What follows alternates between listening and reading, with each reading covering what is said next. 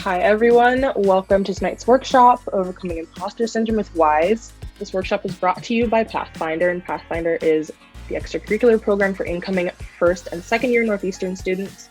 And we provide a safe and inclusive environment for students to discuss and pursue their passions. If you haven't already joined Pathfinder, then there will be a link for that on our website, along with links to moderator applications if you're a third, fourth, or fifth year student who wants to participate. And also on our website, you'll find some more information about the program.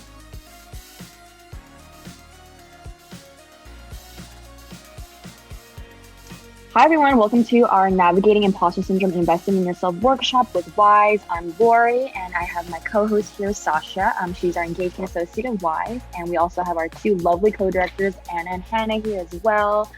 So we're super excited to start our workshop today. Thanks, Lori, and thank you to the Pathfinder team for having us here today. My name is Anna Richlick. I am a fourth year studying business and design, and I am one of the two co-directors of WISE this year. I'm so excited to be here today, and Lori and Saasha have such a great workshop planned for you guys, so it's going to be great. Hi, everyone. I'm Hannah. I'm the other co-director of WISE. I'm a third year studying marketing and social innovation entrepreneurship in DeMar-McKim, and my minor is sustainable business practices. I'm very happy to be here. Amazing. And hello everyone again. I'm Lori, and I'm this semester's community coordinator for WISE. I'm a third year major in politics, philosophy, and economics with a minor in fashion. And I'm currently the CBM at HBO, and also previously co-op on the Texas Investment Managers as a marketing operations co-op, so that was a lovely time there. How I got involved with WISE was actually after my first semester at NU in Greece. I got heavily invested with WISE when I came back from Europe and everything like that, and it has been the most amazing, incredible time, and I'm so glad that I'm here right now, even hosting my own workshop. So yeah. Hi everyone, I'm Saasha, and I'm the engagement associate. This is my first semester on the WISE team. I'm a second year and I'm studying entrepreneurship and finance. And kind of how I got involved with WISE was I actually joined my very first semester on campus because I'd heard about WISE before. And quickly I realized that the community in WISE is one that no other club really was able to recreate. So I've been in WISE for almost 2 whole years now, and yeah. So a little bit about WISE. WISE is dedicated to showcasing entrepreneurship in an interdisciplinary light and helping women develop an innovative mindset through biweekly workshops, a thought-incubator, and mentorship pairings. So I'll pass it off to Hannah to talk a little bit more about the rest of our programming. So our first program is We Learn. We Learn is open to the public. Anybody can come, anyone can attend. We've had a lot of incredible workshops in the past. It's a bi-weekly workshop series, and we showcase female innovators and founders from the Boston area or from anywhere to come in and teach us hard and soft skills that they've learned in their time in the industry that they work in, and teach us valuable lessons from their times as being founders or just professionals. It's been really amazing. We've had one incredible We Learned so far this semester, and had one Table Talk. Table Talks is a subsect of our We Learn program that also is discussion focused workshops, but they are run by Northeastern students. So Northeastern students can apply to be speakers and teach their skill they've learned based on their co-op experience, past leadership experiences, starting their own, side hustle.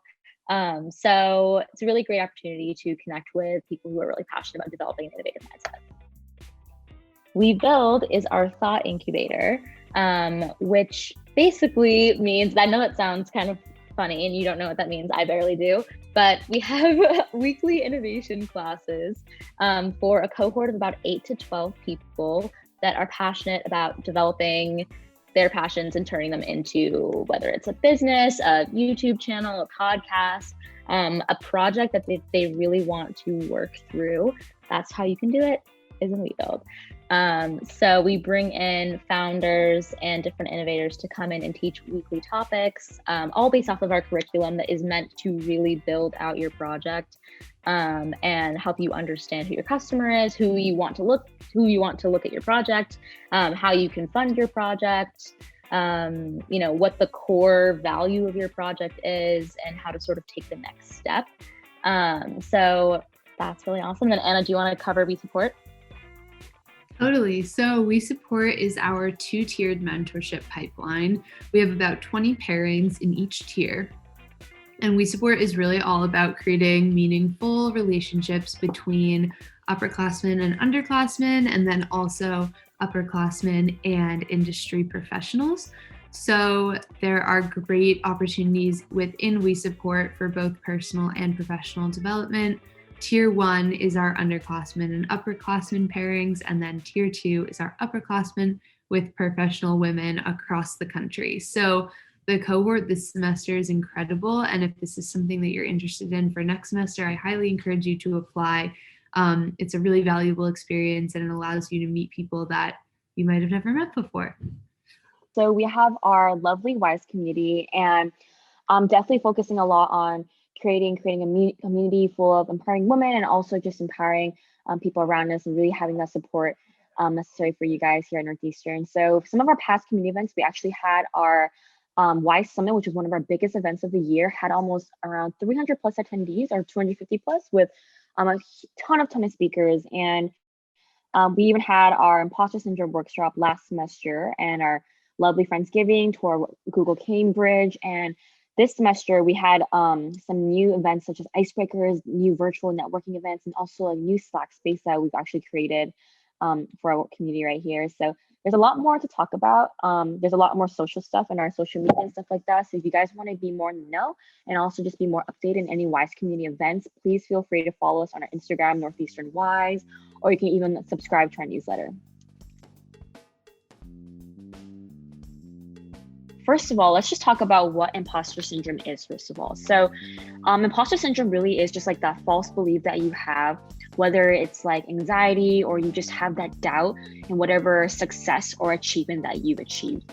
And a lot of people, I don't think, realize that they've actually experienced this a lot, especially because of the fact that it is prevalent in most majority of students, especially college students, and especially women as well, just because like we live in a society where it's really hard to kind of value others' opinions, and also we're so perfectionistic about every single thing we do.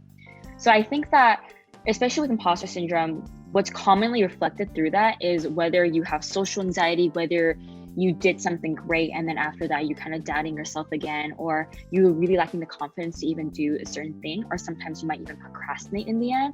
And imposter syndrome really is important to kind of know as well, because of the fact that, especially because of the fact that a lot of people do have it, you have to really be in the mindset that you should know when you do have it, and also kind of take the next steps to kind of overcome it and also solve it as well.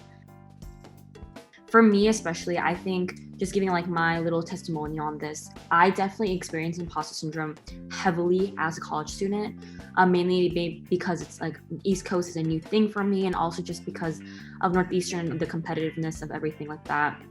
I know that before I've attended Northeastern, I had some extracurricular experience, but then I remember when I came to WISE, actually after my time at NU in Greece, it was extremely hard for me to even apply to different e-board positions or even apply to different teams, just because of my lack of experience and stuff like that.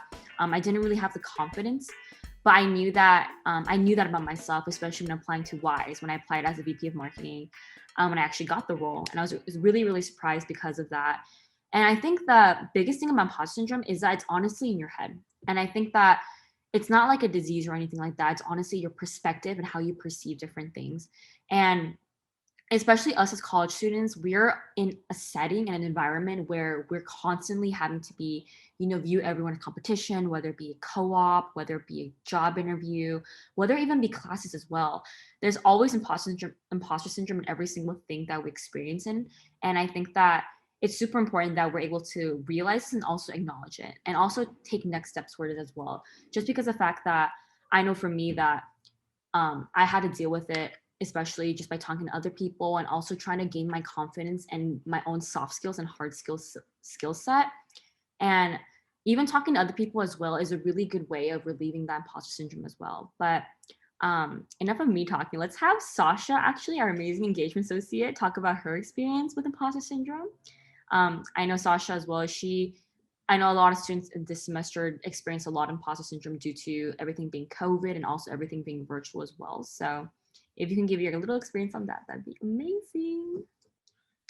Okay, so a lot of the time, imposter syndrome, like as Lori said, it's really hard to recognize in yourself. And personally, for me, I didn't even realize that my thought patterns kind of aligned with those until way recently. And it's essentially this belief that like all your peers are overestimating you and giving you way more credit than you deserve. And it turns into this like self-perpetuating cycle of self-doubt that can really make you sabotage yourself and hinder your own progress because you're constantly doubting your abilities and what you can accomplish. Some of the things that it can manifest itself as are like self-doubt, sabotaging yourself, just feeling overall unhappy with your work, even though you know you've put in effort and you've met expectations, refusing to celebrate your small wins. For me personally, I've felt imposter syndrome for a while now. I remember like even as a kid growing up, I didn't have a lot of confidence in my own abilities. Like I'd say my most prevalent memory is like in elementary school. I actually won like it was like a Mother's Day like poetry contest or something. And I found out that I had won like a first place. And I just remember feeling like really weird that like they had chosen me, even though like I knew that like I wasn't like a terrible writer and I knew I enjoyed it. Like it just the feeling was so like unsettling and it just felt like it didn't really belong. And over the years, this feeling kind of became like a security blanket for me almost. So like when something didn't go my way or like if I didn't get something I applied to, it would be like this security blanket or this like feeling that I could indulge in and kind of wallow in. And then only years later did I realize that it was like such a big hindrance to me and I was really sabotaging myself. Like I'd say like also a recent example is actually when I got the role as engagement associate for WISE when I applied, just because I had this like disbelief that I was actually qualified enough for the role, despite knowing that like I worked hard on my application, like I prepared for my interview. And it's just like this constant like uphill battle. And it's really important to recognize the small wins that you have along the way. But because imposter syndrome has such a huge potential to hinder you and your progress, it is really important to like recognize that you might have it so you can catch yourself having those thoughts and correct them.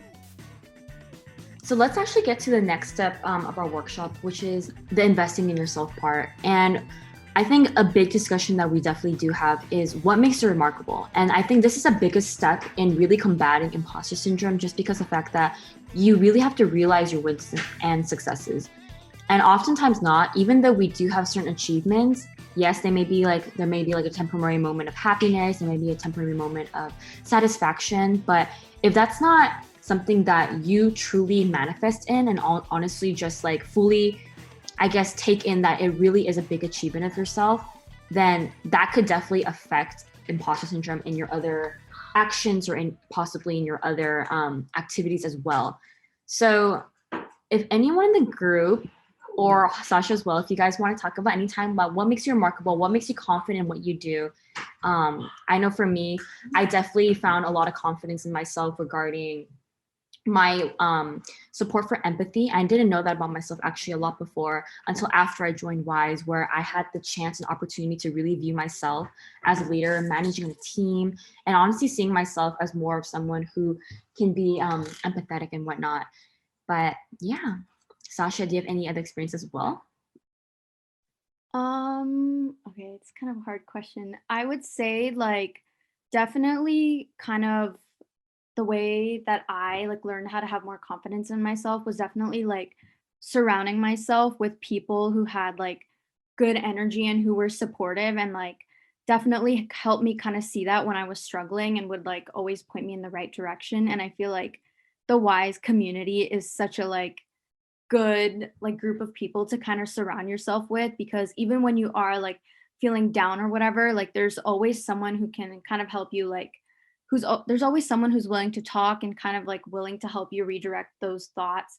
And something that we really emphasize in Wise is that like you really like aren't alone in like what you're going through. Like there's usually always someone who can relate or someone who feels the same way. And I think just that feeling of knowing that like this isn't something that you're going through by yourself, that like brings me a lot of comfort. And it also just honestly makes me have a lot more confidence, because I feel like, okay, like everyone kind of goes through this, you know, like it's not just me. Like I'm not like this one person being singled out by like the universe who's going through this. Like it happens to everyone. So that's something that I personally take a lot of like comfort in, and it like kind of helps me cope as well. And I think so after a thorough research and also just like seeing different people's experiences, there are certain techniques and also certain things you can do to really combat yourself and really invest in yourself and knowing what your wins are and also what your strengths as well as weaknesses are as well. So there are some self-affirmation techniques. One is the gratitude and meditation exercise, which is basically when you really just spend time with yourself. And I think that a lot of people don't realize that whether it is they find satisfaction, temporary satisfaction from meeting other people, or some people find they need to get constant validation in order to invest in themselves or feel good about themselves. But in the end, that is temporary. And in the long run, really just spending time with yourself and having that solitude time and really just knowing what your good strengths are and knowing what your weaknesses are as well is a really good technique, and really kind of investing in yourself and also getting to know more about yourself. As I said, yourself is your best friend. And I think another thing is just setting attention and affirmations to remind yourself of how great you are. So, for example, I know before, sometimes I got caught up in the moment last semester, especially with everything going virtual. I felt like I had to do so much. Like I had to do HBO, I had to do WISE, I had to do co-op, and like even extra online classes as well. And I realized that although it was good for me and although it was a good experience that I did have, it wasn't super intentional of what I wanted to do in the future. And it wasn't super intentional of what I wanted to personally gain from this set period of time or this semester. And I think that's a really good technique to have, because you also know what you're lacking in and also finding different ways to kind of combat that as well, instead of just trying to feel like you have to do everything all at one time to feel good or feel like you have to gain an experience in something. And also another exercises are called confidence exercises, which is basically listen when someone gives you a compliment, and also just listen when people tell you your strengths. I think the biggest thing about individuals these days is that although we're confident or maybe possibly overconfident in certain things, sometimes we don't know what are the things that we're super, super confident about. And I think that's when principles come in as well, as in like, what are like a few pillars or few strengths that you know that even though someone affects it, it's not going to be affected at all. Knowing like what is the good things about you and making sure that nothing can stop that or nothing can really kind of like shake it as well.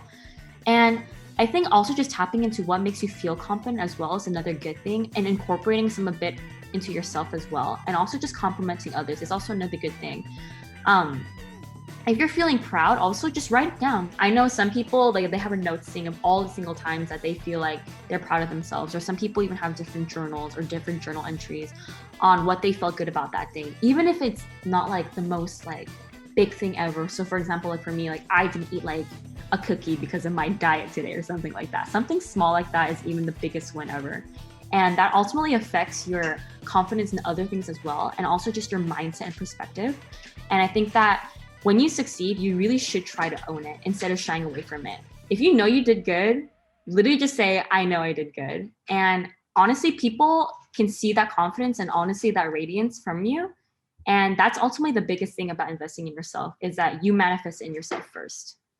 So yeah, Lori, I just wanted to say first, I really like how you touched on the point of like how you have to kind of like be your own best friend. And that's like something that I've also realized too. Like if you're constantly like feeding yourself negative thoughts and you don't like catch yourself in that and kind of like stop it, then like it's only hurting yourself. Like you really have to be your like biggest supporter and like your biggest hype man. So I feel like that's really important. Especially, well, moving on, especially when it comes to combating imposter syndrome, community is also really important. Like being able to surround yourself with people who uplift you and support you can really go a long way when you kind of find yourself like in this thought process. And a lot of people experience imposter syndrome. So if you do feel this way, the chances are really likely that you're not alone. And it's also really important to kind of go out of your way to check in on the people who are in your life because the chances are a lot of them are going through the exact same thing. So when it comes to kind of like shifting out of this mindset, you really have to focus on changing the way that you think. So kind of shift from like what's wrong with this to what's right with this and look for like this even the smallest wins in like any situation, like even if it seems all around terrible, it's really helpful to kind of like look at the positive side, even if like sometimes it feels like there isn't one. And being conscious of the fact that your thoughts align with those of imposter syndrome is also the first step to kind of combating that. So for me personally, I've been like really lucky to have the wise ladies by my side, supporting me and just uplifting me like when I'm going through it. Like for instance, my VP, her name is M. During our weekly meetings, she always like is hyping me up and like even though like it's just like a couple words or whatever, like it really makes me feel like I'm capable of accomplishing so much. And just that like small affirmation that I'm on the right track like really goes a long way. So yeah, being like making sure that you're surrounding yourself with people who are supportive and people who kind of help you when you are kind of having like those thoughts really does go a long way. And being aware that you have these thoughts in the first place is the first step to kind of improving your own situation. It's also really important to let go of perfection.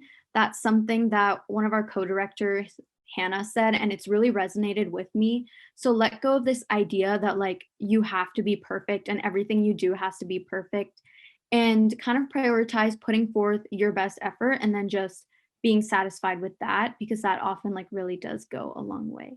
I just wanted to add to that actually. So I definitely want to put this experience out there just because I'm pretty sure a lot of students and also people or individuals can resonate with this as well. But I think the biggest example is, I know pretty sure most of you, we all have, parents or even like an adult figure somewhat who are maybe sometimes telling us or always blaming us on what like we're doing wrong. And I'm, even for like my family as well, like there are definitely times where I felt like a lot blamed on. I had to focus a lot on the things that I did wrong instead of them encouraging me at certain times. And whether it be like not even like your parents, maybe even your friends as well, or maybe even different organizations, different experiences you definitely had someone who kind of always pinpointed every single like bad thing instead of encouraging. And I would say the same thing for yourself as well. Sometimes I would say I am my own weakness, as in sometimes I blame myself for every little thing. Like I become too perfectionistic.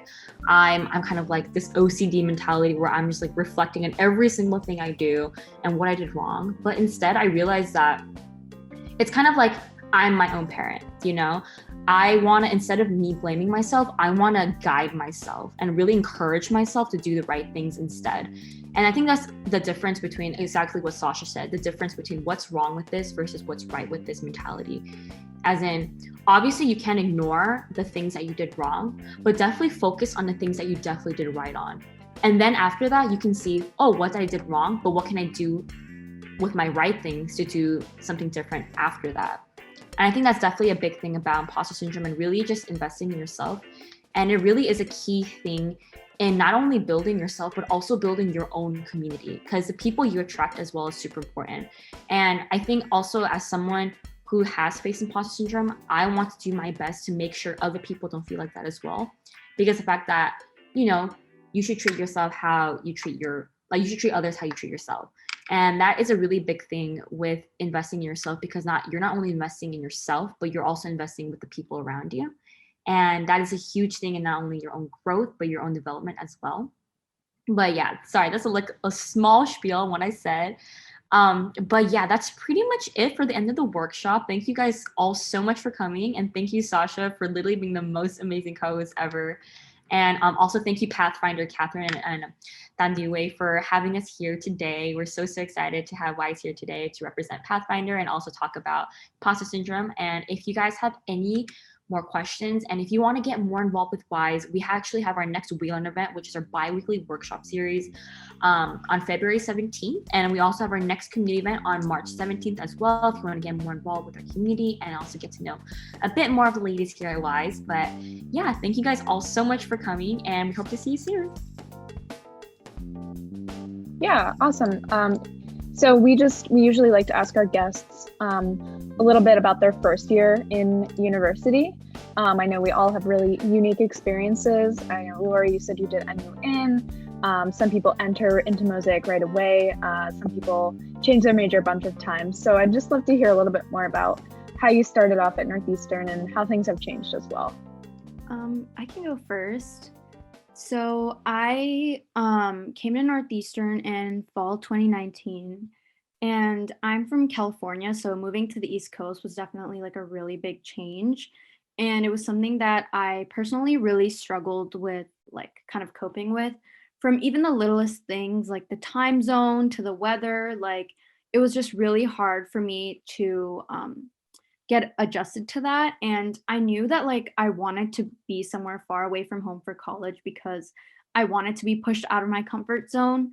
But when it actually came around to that point, I was having like a really hard time kind of getting used to it. And especially I'd say the thing I struggled with the most was finding like my community on campus, especially since Northeastern is like not super traditional. Like for instance, our Greek life isn't very traditional. So I joined a lot of clubs. Like I had joined a sorority, I joined Wise, and in a lot of the groups, like I was just finding it really hard to find people that like I really resonated with. And so I'd say like the one organization that I've stuck with since the beginning of freshman year is Wise, just because it is like such like an uplifting community. But it was really hard for me to kind of get adjusted to that change, and I constantly had to like be putting myself out there and like joining groups, and a lot of the time like it just wouldn't work out. Like I didn't really feel like I was able to connect with anyone on like the level that like I wanted to, and it was really hard for me to find to foster like these friendships that I really wanted. I was seeing all my friends at other schools like making so many close friends like through their sororities, things like that. And it just wasn't happening for me. And I was actually even considering transferring, but then after a while I kind of thought about it and I was like, that's not really the way to go. Like I feel like this problem will just follow me to another school anyway. So when at the beginning of my second year, I applied to Wise as like an engaged. Well, I applied to Wise at the end of the second semester, but I started to get more involved with Wise. I applied to Wise's We Build program, met a lot of amazing, super cool people through that, became kind of close with them. And I also rushed DSP, Delta Sigma Pi, which is like a business route on campus. And through kind of doing those, even though I was remote at home in California, I was just able to kind of like make so many friends, meet so many cool people. And now I'm actually really excited to go back to Boston in a month because I really feel like I have that community. Even though like I'm at home, I feel like there's just so much like waiting for me in Boston. Like the city that like I like despised at one point is like the place where like I just really want to be right now. And so I would say like what I learned from that was just to like kind of keep pushing. Like sometimes you literally have to try like 20 times for like you to finally get it right. And so I'm really glad that like I didn't try to take like the easy way out by like transferring to like a school in my state or like anything like that. I'm really glad that I kept pushing and like finally found my community. So yeah, that's kind of my little spiel with like Northeastern. Yeah, I love that. Lori, would you want to give? Yeah, of course. Saasha, love that story. Honestly, I would say I had somewhat of a similar experience to Saasha personally for me. So I actually also came from LA, California. Moving to the East Coast was definitely the biggest decision that I've made. But not only that, but I actually spent my first semester at NU in Greece, which was Europe, and I've never been there before. And not only that, it's like a sudden shift from going home to spending 3 4 months away, like drastically. And I think honestly, after my time at NU in Greece, I did definitely learn more about different cultures and also adapting to different places. Not only that, we stayed in Greece, but we also traveled to Europe. We traveled to Germany, Budapest, Vienna, France, different places. And I think, honestly, when I came back to Northeastern second semester, it wasn't as hard to adapt just because of the fact that I already adapted so many times at Europe. But I would say the culture and also just the people I met was a lot different from how I interacted with at SoCal. And how I got involved was actually similar to Saasha. I went to like a bunch of different meetings. I signed up for a bunch of different clubs, probably like 12 to 15 to be honest. But in the end, I found WISE, which was kind of like my home in the end. And at that time, WISE was actually a really new club. We only had like literally 88 followers on our Instagram. We had like 14 people come to our workshops. And after I got the VP of marketing role, which is really unexpected to be honest, because I never really had much prior marketing experience to that, I really started to see this group of community of women who actually genuinely want to help you both personally and professionally. And that was really hard for me to meet at the time because of the fact that, you know, sometimes I went to different club events and I felt like I could somewhat fit in, but it didn't really feel as authentic or myself to me personally. And I think the biggest thing about WISE is that despite knowing your background, anything like that, they're here to genuinely and authentically support you. And even now, like after my VP marketing position, I got so passionate about my role, and our marketing has increased to almost 1,000 to this point. And just to see WISE grow this much is honestly like gonna make me cry, but it's definitely like a home at home in Boston, and definitely helped me really meet a variety of new people and also give me the confidence to meet even people past just like my like comfort zone, a way of interacting or culture as well. I even like joined the Fashion Society. When I was an e-board for that as a creative assistant for the fashion show last year. And also just meeting different people. I'm a sorority DeFi, and also just like a bunch of different people that you see in each of your classes as well. It definitely opened my eyes because the fact that Northeastern is such a different school because everyone's either in co-op, they're in literally like halfway around the world, probably global co-op or internship or anything like that.